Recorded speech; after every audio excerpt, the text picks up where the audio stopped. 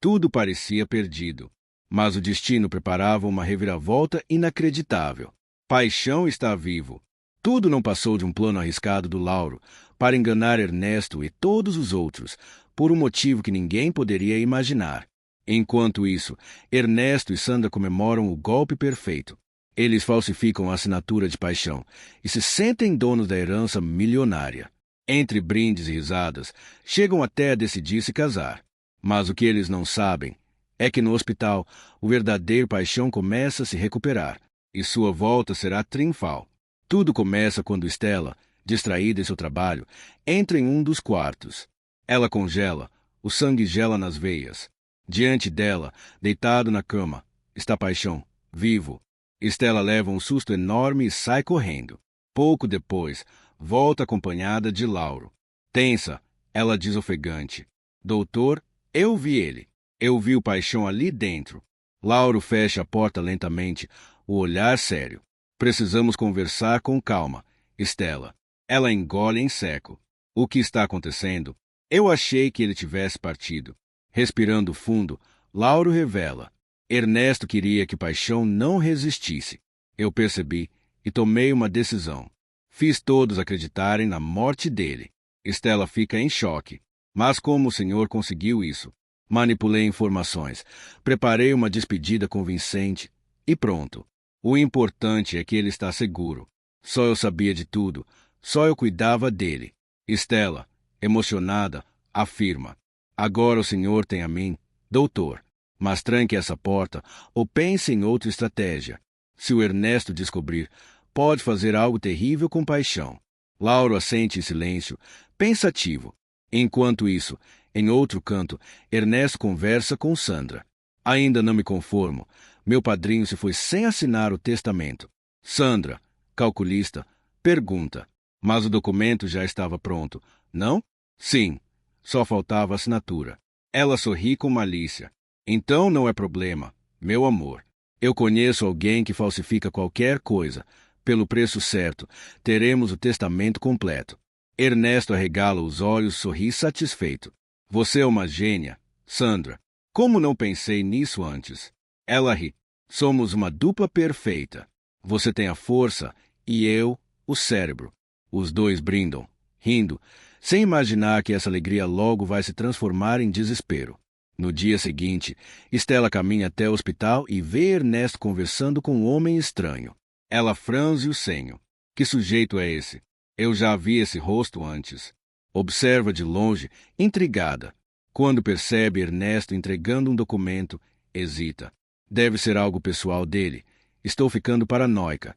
Ela segue seu caminho, sem notar que o homem recebe um maço de dinheiro das mãos de Ernesto.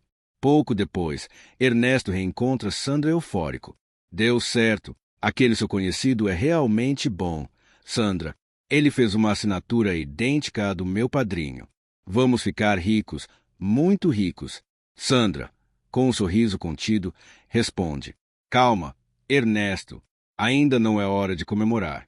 Você precisa levar o documento até o advogado responsável, o tal de Marcondes. Esse tipo de homem tem olho de águia. Se desconfiar de algo, pode acabar com tudo. Engolindo em seco, Ernesto pergunta: Você acha que ele pode perceber que a assinatura é falsa? Eu não quero acabar atrás das grades por causa disso. Sandra suspira e diz, fria como gelo: Querido, você sabe que golpes assim sempre têm riscos. Por isso mesmo, é melhor ir logo, antes que esse advogado desconfie da sua demora. Assim que Ernesto sai, Sandra olha para o horizonte e murmura com ironia: Ai, Ernesto, você não imagina, mas eu não vou deixar você cometer nenhum errinho. Esse dinheiro também é meu. E se você vacilar, eu tomo tudo para mim. Enquanto isso, no hospital, Stella entra silenciosa no quarto onde Paixão ainda está desacordado. Lauro se assusta. Nossa, que susto! Achei que fosse outra pessoa entrando. Stella pergunta baixinho: Como ele está, doutor? Melhor do que ontem. Se continuar assim, logo vai se recuperar completamente, responde Lauro com esperança. Stella sorri, aliviada, mas Lauro percebe algo diferente no olhar dela. Você parece distante. Aconteceu alguma coisa. Desviando o olhar, Stella responde hesitante: Não é nada. É que eu vi o Ernesto. Ele estava com um homem, pedindo para ele assinar um documento. O semblante de Lauro muda na hora. Um homem? Que homem? Estela, você consegue descrevê-lo? Enquanto ela descreve o que lembra, Lauro começa a revirar os papéis e gavetas do quarto, cada vez mais aflito. Meu Deus, não está aqui. Estela, assustada, pergunta: Doutor, o que está acontecendo? Lauro, trêmulo, revela: o Ernesto, ele pegou o atestado de óbito. Deve ter levado naquele dia, quando fingimos a morte do Paixão. E o homem que você viu deve ser o falsificador. Estela regala os olhos. O quê? Então o Ernesto falsificou a assinatura do Paixão. É o que tudo indica, responde Lauro com firmeza. Fique aqui e não saia. Cuide dele enquanto eu resolvo isso. Assim que o doutor sai, Estela tranca a porta e sussurra para o homem desacordado. Você precisa melhorar logo. Paixão. Só você pode deter o Ernesto antes que seja tarde demais. Mas o que ela ainda não imagina é que um pequeno detalhe pode mudar completamente o destino de Paixão. Enquanto isso, Ernesto chega ao escritório do advogado Marcondes, fingindo tristeza. Me perdoe pela demora, doutor. O senhor deve entender a dor que eu estou sentindo pela partida do meu padrinho. Marcondes, sério, responde. Claro, meu caro. O Paixão era muito querido. Estes são os documentos do testamento dele? Ernesto, suando frio, confirma. Sim, são. Mas, se o senhor preferir, eu posso levar ao cartório e protocolar pessoalmente. Marcondes o interrompe, firme. Não há necessidade. Apenas me entregue os papéis. Quero dar uma olhadinha neles. Por favor. Ernesto tenta argumentar, mas Marcondes o corta com um tom autoritário. Por favor, senhor Ernesto, não vá contra os meus pedidos. O vilão força um sorriso nervoso, enquanto o coração dispara. Eu estou aqui para ajudar. Agora, deixe-me ver esse testamento. Com as mãos trêmulas, Ernesto entrega o documento a Marcondes. Por alguns segundos, o silêncio pesa. Ernesto observa o rosto do advogado, tentando decifrar qualquer sinal. Marcondes fixa o olhar. Ernesto começa a suar frio. Ao chegar na assinatura, Marcondes pega uma lupa. Ele examina cada traço, cada curva daquela rúbrica. O tempo parece esticar. Cada segundo é um martelo no peito de Ernesto. Uma gota de suor escorre pela nuca dele. Ele se remexe na cadeira, desconfortável, tentando disfarçar. De repente, Marcondes pega um carimbo. Marca o testamento com firmeza. Ernesto engole em seco, quase sem voz. O que é isso? O que o senhor fez? Marcondes responde calmo, quase cortante. Aprovei o documento. Não era isso que o senhor queria? Um sorriso largo se espalha no rosto de Ernesto. Então, eu vou ficar rico? A vontade do meu padrinho vai se realizar? Marcondes olha sério. Sim, mas a herança só ficará disponível daqui a 3 dias. Até lá, tudo ainda pode mudar. Ernesto se ergue na cadeira, tenta segurar a comemoração. Pode deixar, doutor. Nada vai acontecer. Eu sou outro homem, graças ao meu padrinho. Vou honrar isso. Enquanto isso, do outro lado da rua, Laura observa Ernesto saindo do consultório, todo sorridente. Em choque, sussurra. Eu tinha razão. Ele conseguiu a assinatura. Mas, pelo que me disseram, demora 3 dias para tudo ficar liberado. Ainda há tempo. Lauro respira fundo, determinado. Ele sabe que Ernesto não é o único perigo à espreita. Há forças que ainda podem surpreender o vilão. Mais tarde, Ernesto encontra Sandra e anuncia eufórico. Deu certo. Eles começam a festejar. Ernesto declara, triunfante. Agora podemos ter tudo aquilo que sempre sonhamos. Sandra sorri, fria e calculista. Nem tudo, pelo menos não ainda. Ernesto, confuso, pergunta, como assim? De repente, Sandra ajoelha-se diante dele, a voz embargada pela emoção fingida. Ernesto, você quer se casar comigo? O vilão sorri e responde sem hesitar. Claro que sim. Ela para por um instante, acrescenta com astúcia. Mas, como vamos fazer? Todos acham que eu estou morta. Ernesto dá de ombros, confiante. Ora, isso é detalhe. Sandra levanta o rosto, olhos flamejantes. Eu vou à igreja disfarçada. Convencerei o padre. Em 2 dias, seremos marido e mulher. Não quero perder mais tempo. Ernesto a beija, entregue a ilusão da vitória. Ele não percebe a armadilha em que está entrando. No dia seguinte, Stella vai à igreja rezar por paixão. Tudo parece calmo, até que ela ouve vozes exaltadas vindo da sala do padre. Curiosa, aproxima-se devagar para escutar melhor. Então, ouve a voz de Sandra. Um frio percorre sua espinha. Stella se aproxima mais, escondida, e escuta a vilã dizer, com ameaça no tom: Não me interessa se todos acham que eu não estou viva. Você vai me casar com Ernesto em 2 dias.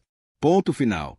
Se não fizer isso, eu lhe prometo que você vai conhecer seu Deus mais cedo do que imagina. Assustada, Stella se afasta, os pés roçando o assoalho de madeira em um barulho traiçoeiro. Ao ouvir o som, Sandra sai da sala do padre com um olhar furioso. Para uma igreja, o pecado está bem presente aqui. Padre, reze para que esse bisbilhoteiro não atrapalhe meus planos. E assim a ameaça de Sandra ecoa no corredor da igreja. A maré de mentiras, falsificações e ambição acaba de ganhar um novo e perigoso ingrediente. Padre alerta: se não é o Senhor quem receberá o castigo divino. Logo em seguida, Stella entra apressada no hospital. Lauro, surpreso, pergunta: o que foi que aconteceu? Com o coração disparado, Stella responde ofegante: eu acabei de ver a Sandra viva. Lauro fica em choque. Como é que é? Ela continua. E tem mais? Ela estava ameaçando o padre para casar com Ernesto em 2 dias. Lauro arregala os olhos. No mesmo dia em que sai a herança de paixão. Essa Sandra está tentando dar uma rasteira no Ernesto, que já tinha passado a perna em paixão. A gente precisa impedir isso. Stella pergunta: mas como? O médico responde firme: vem comigo. Eu tenho um plano.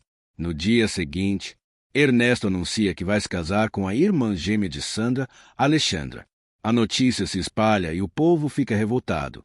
Como pode um homem tão cruel herdar uma fortuna e ainda casar de novo? A igreja se enche, não de convidados, mas de protestantes. Diante da confusão, Ernesto sorri debochado.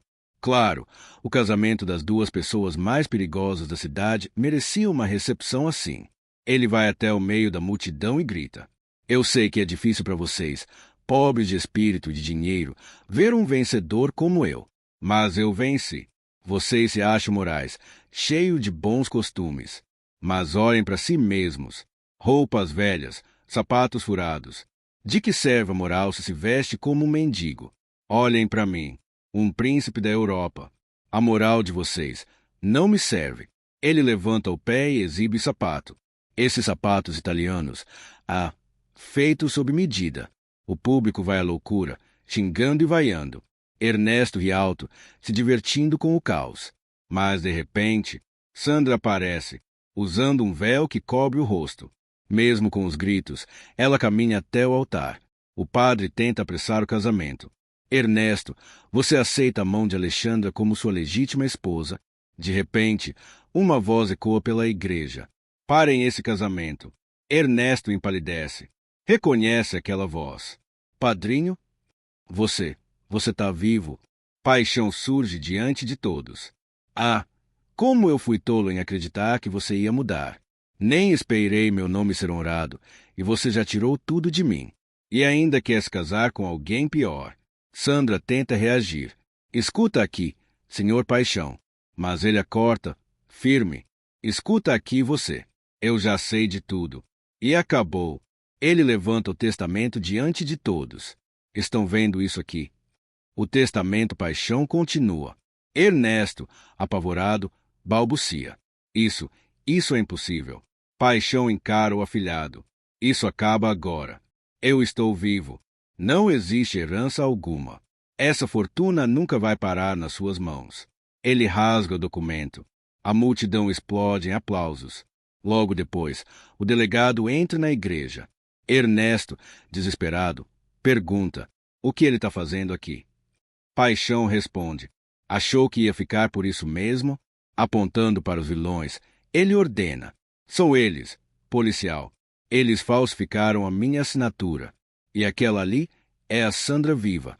Os dois se entreolham, em puro desespero. Paixão completa com firmeza. E para todo mundo ouvir, a minha verdadeira herdeira será Estela. Ernesto, em choque. Mas por quê? Antes de ouvir a resposta, ele e Sandra são levados pela polícia. Ao sair da igreja, o povo vaiando, jogando restos de comida. Uma cena humilhante. Paixão observa de longe, aliviado. E você? Gostou de ver o Paixão deixando a herança para Estela? De 0 a 10. Que nota ele merece? Deixe nos comentários e não esquece de se inscrever no canal para não perder o próximo episódio.